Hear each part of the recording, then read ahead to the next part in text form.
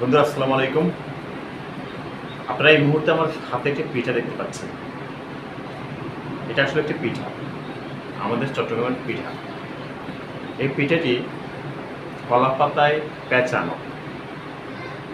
দেশের অন্যান্য জায়গায় কী বলে জানি না, অথবা সব ডিস্ট্রিক্টে আছে কিনা তাও জানি না।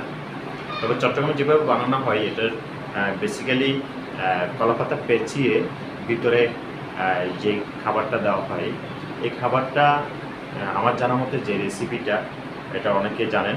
পিঠার নামটা আমরা পরেই বলবো, অথবা আপনারা জানাবেন আমাকে কমেন্টে যে আসলে এই পিঠাকে কার ভাষায়, কার ডিস্ট্রিক্টে কী বলে, অথবা কোন কোন ডিস্ট্রিক্টে এই পিঠাটি আছে। প্রথমে আমরা আস্তে আস্তে এটিকে আনফোল্ড করব, আমরা খুলবো এটাকে।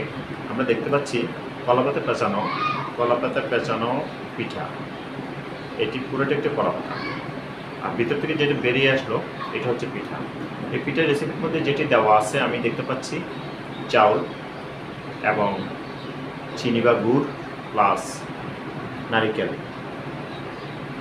আর যে চালটা দেওয়া হয় এটা কিন্তু সাধারণত নর্মাল কোনো চাল নয়, এটা হচ্ছে আঠালো যেটা চাল, চট্টগ্রাম ভাষায় বিনি চাউল বলে।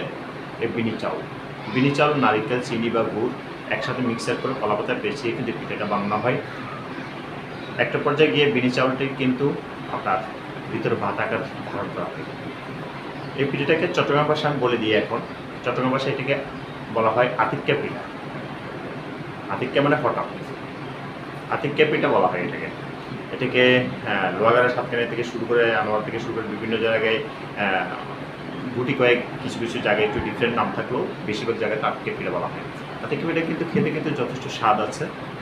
আমরা খেয়েছি, আপনারা যারা যারা খেয়েছেন তারা হয়তো বুঝতে পারবেন।